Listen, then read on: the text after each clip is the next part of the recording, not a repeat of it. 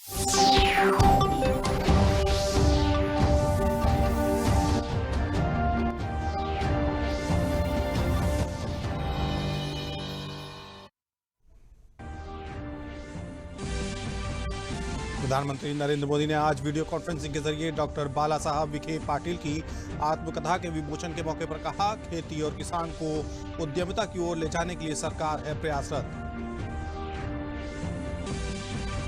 देश में कोविड-19 की स्थिति की समीक्षा के लिए मंत्री समूह की हुई नई दिल्ली में 21वीं बैठक। स्वास्थ्य मंत्री डॉक्टर हर्षवर्धन, विदेश मंत्री और केंद्रीय मंत्री हरदीप सिंह पुरी बैठक में हुए शामिल। राजधानी लखनऊ के सभी स्कूलों में 19 अक्टूबर से कक्षा 9 से कक्षा 12 तक की कक्षाएं 2 पालियों में होंगी संचालित।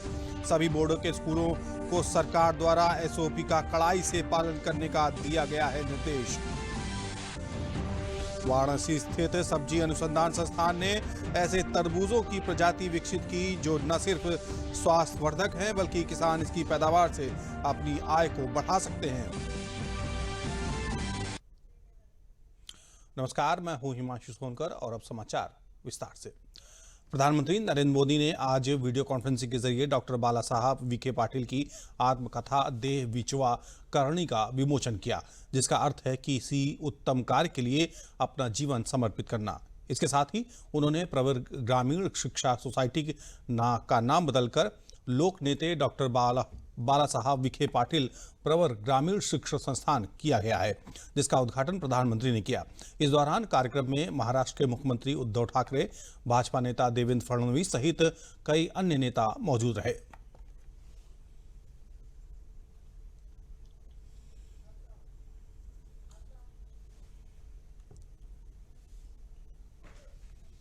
पीएम ने कार्यक्रम को संबोधित करते हुए कहा कि बाला साहब विखे पाटिल ने सत्ता और राजनीति के जरिए हमेशा समाज की भलाई का प्रयास किया। उन्होंने गांव, गरीब और किसानों के दुख को नजदीक से देखा, समझा था। ये उन्हीं का प्रयास है कि जो इलाका कभी अभाव में जीने को मजबूर था, आज उसकी तस्वीर बदल गई है।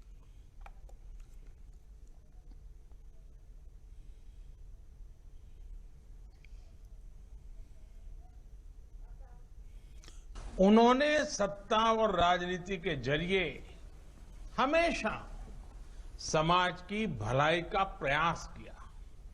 उन्होंने हमेशा इसी बात पर बल दिया कि राजनीति को समाज के सार्थक बदलाव का माध्यम कैसे बनाया जाए, गांव और गरीब की समस्याओं का समाधान कैसे हो।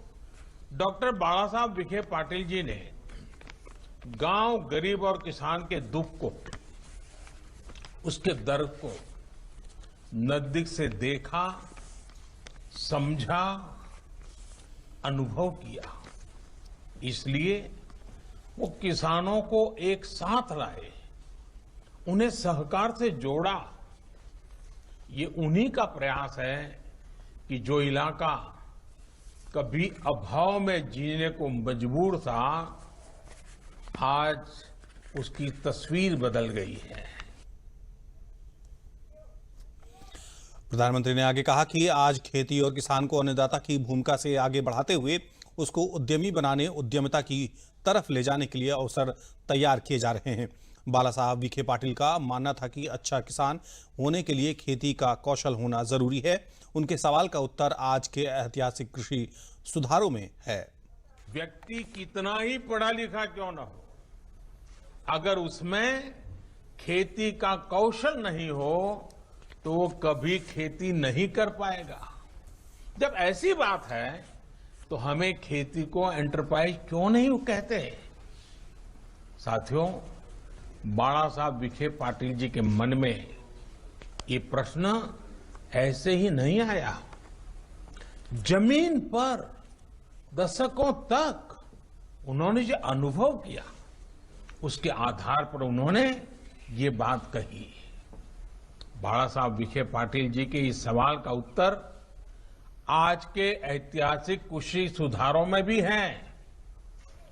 आज पीएम ने कहा कि चाहे वह एमएसपी को लागू करने और उसे बढ़ाने का फैसला हो, यूरिया की नीम कोटिंग हो, बेहतर कृषि बीमा हो, सरकार ने किसानों की हर छोटी छोटी दिक्कतों को दूर करने का प्रयास किया है। की तरफ ले जाने के लिए अवसर तैयार किए जा रहे हैं।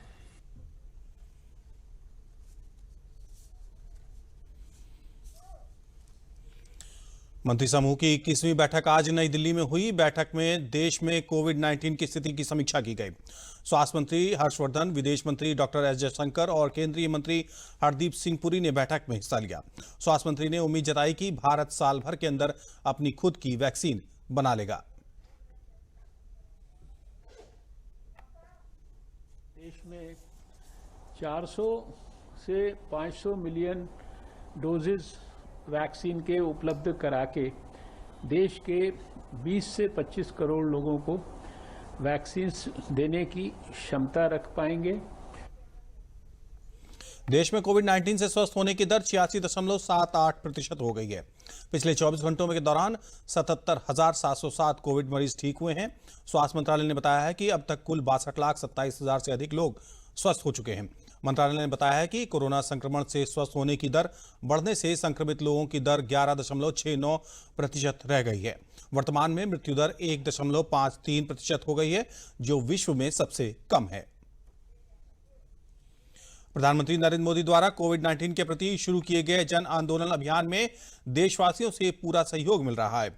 मेरठ जनपद की क्रांतिधरा भी एकजुट होकर इस अभियान में जुट गई है और क्रांतिधरा के प्रभावशाली व्यक्तियों ने लोगों से मास्क लगाने, हाथ धोने के साथ 2 गज की दूरी रखने की अपील की है, जिससे कोविड-19 जैसी महामारी से बचा जा सके। कोविड-19 महामारी के इस कठिन समय में सबसे बड़ी राष्ट्र सेवा यही है कि हम न केवल स्वयं को अपितु दूसरों को भी इसके संक्रमण से दूर रखें। पूरे देश में दिन प्रतिदिन कोरोना संक्रमितों की बढ़ती संख्या को देखते हुए यह आवश्यक हो गया है कि प्रत्येक नागरिक पहले से अधिक सावधानी रखे। राष्ट्र के सबसे मजबूत स्तंभ न्यायपालिका का सदस्य होने के नाते हम सभी से समाज व राष्ट्र को कुछ अधिक अपेक्षा रहती है, परंतु विगत कुछ दिनों से यह देखने में आ रहा है कि हम सब अत्यधिक असावधानी बरत रहे हैं, जिसके परिणाम स्वरूप जिले एवं न्यायालय परिसर में कोरोना का प्रसार तेजी से हो रहा है। मित्रों, आप सबसे मेरा आग्रह है कि आप कोविड-19 से बचाव के सभी निर्देशों का पूरी तत्परता से पालन करें। किसी भी दशा में बिना मास्क के भ्रमण न करें और सदैव 2 गज की शारीरिक दूरी का पालन करें। यशस्वी प्रधानमंत्री द्वारा जो एक मुहिम चलाई गई है कोरोना महामारी से लड़ने के लिए, मैं उसमें उनका पूर्णतः समर्थन करता हूं और आप सभी से इस अपेक्षा करता हूं और ये सहयोग की आपसे निवेदन करता हूं कि घर से जब भी बाहर निकलें मास्क का यूज़ ज़रूर करें, समय समय पर अपने साबुन से अच्छी तरीके से हाथ धोते रहें, सैनिटाइज़र का यूज़ करें और 2 गज की दूरी ज़रूर एक दूसरे से बना के रखें। इस टाइम जब कोविड-19 पूरे देश में, पूरे विश्व में फैला हुआ है और रिलैप्सेस भी हो रहे हैं, उस समय वो चाहते हैं कि देश के सब लोग सब सुरक्षित रहें। इसीलिए मैं अपील करूंगी सब छात्र छात्राओं से, लोगों से कि वो सोशल डिस्टेंसिंग मेंटेन करें, सब लोग मास्क पहने और अपने हाथों को साफ रखें, चाहे वो साबुन पानी से हो, चाहे सैनिटाइज़र से हो। सब स्वस्थ रहें, साफ रहें, क्योंकि उसी में हमारा देश बचेगा, हम बचेंगे और सब लोग बचे रहेंगे। प्रधानमंत्री द्वारा कोरोना के विरुद्ध चलाए गए जन आंदोलन में उनके संसदीय क्षेत्र वाराणसी में स्मॉल इंडस्ट्री से जुड़े लोग पूरी तरह से इस आंदोलन का पालन कर रहे हैं। चांदपुर औद्योगिक स्थान में स्थित सभी कल कारखानों में काम करने वाले लोगों को कोरोना गाइडलाइन का पालन कराया जा रहा है। सभी काम करने वाले वर्करों को जहां मास्क पहनने की सलाह दी जा रही है, वहीं सामाजिक दूरी के साथ उन्हें सैनिटाइजर या साबुन से हाथ साफ करने के लिए भी जागरूक किया जा रहा है। द स्मॉल इंडस्ट्री एसोसिएशन के राष्ट्रीय सचिव और उद्यमी राजेश भाटिया ने कहा है कि प्रधानमंत्री के कथन का हम पूरी ईमानदारी से पालन कर रहे हैं। हम सब अपने यहाँ काम करने वाले सभी लोगों को जागरूक करते रहते हैं कि वे मास्क और सामाजिक दूरी का पालन जरूर करें।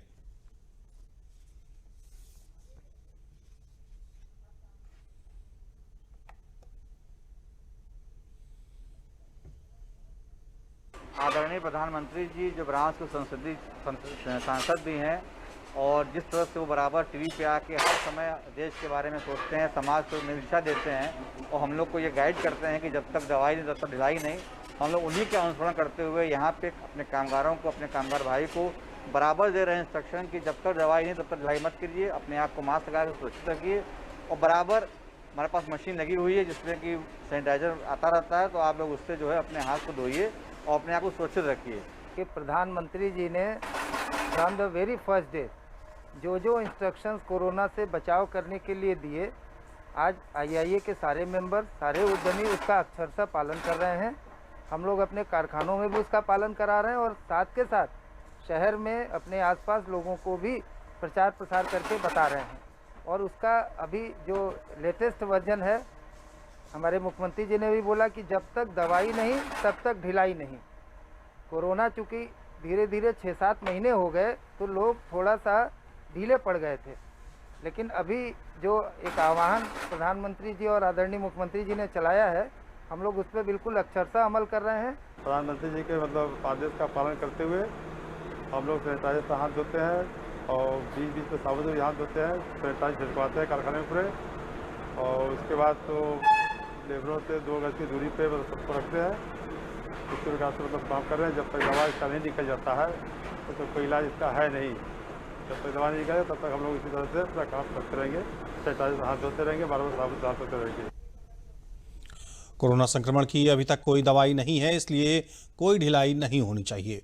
इससे बचाव से ही हम बच सकते हैं। कोरोना संक्रमण से प्रभावित होने के बाद भी घबराने की जरूरत नहीं होती।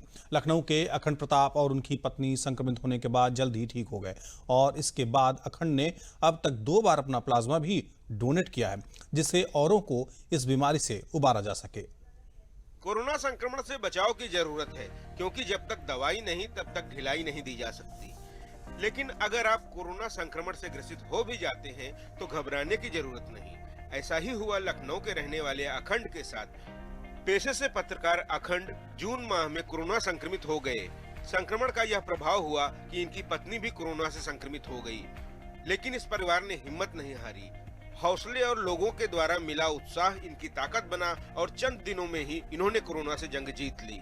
जिस तरीके से डॉक्टर्स प्रोटोकॉल को लेके चल रहे थे, उन सारे प्रोटोकॉल को फॉलो करना, सुबह थोड़ी सी योगा करना और जो नाश्ता और जो भोजन था वो भोजन करना, दवा लेना और बस सिंपल अपनी दिनचर्या को ऐसे ही रखना। तो 2 दिनों में ही मैंने ये महसूस किया कि कहीं कोई इस तरीके की घबराने वाली जैसी कोई बात बिल्कुल ही नहीं है। फिर मैंने तमाम लोगों को, उस बीच में जो फ़ोन आते थे तो मैं उन लोगों को काउंसलिंग करता था कि इस तरीके की घबराने और जैसी कोई बात है नहीं, ये सिर्फ फ्लू की तरह है। बस ये है कि फ्लू का